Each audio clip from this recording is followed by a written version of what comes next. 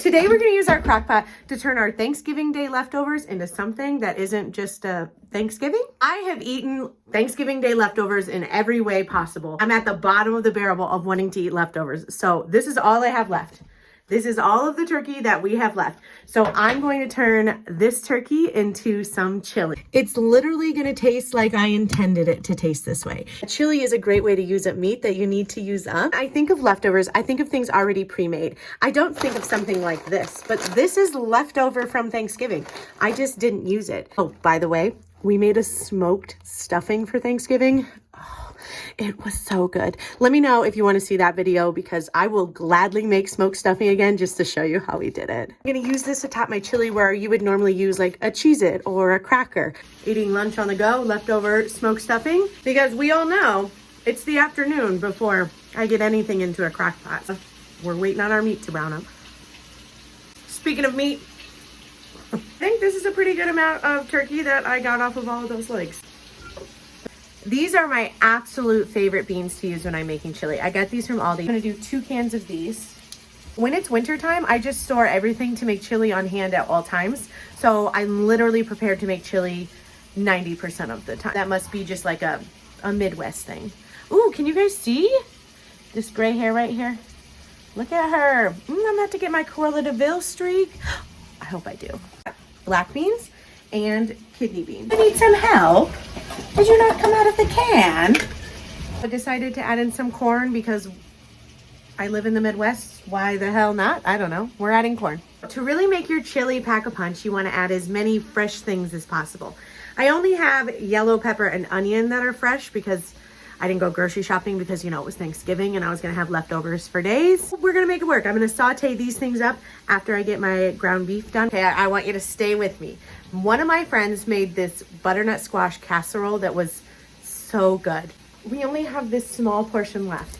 I'm thinking I'm just going to add it into my crock pot. We've added butternut squash to chili before, so I can't see adding this would be bad either, and it's going to use up one last thing from Thanksgiving. Counting, we're at 3 things now we're using up from Thanksgiving. I'm probably not going to add any more. I don't want this to be Thanksgiving Day chili, okay? I just want this to be chili that no one knew was made with Thanksgiving Day leftovers.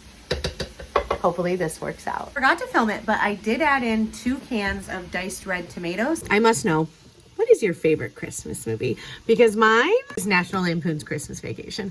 I love that movie so much, and that is 100% my favorite Christmas movie. But flavoring that I'm gonna add in is a bit of paprika, cumin. I'm gonna throw a bay leaf in there. Never forget to put in onion and garlic powder. Salt and pepper if needed. What's like the number one ingredient you need when you're making chili? It's chili powder. This is all the chili powder I have. I know following recipes is important. This is the chili powder, so I'm just gonna add the whole thing in.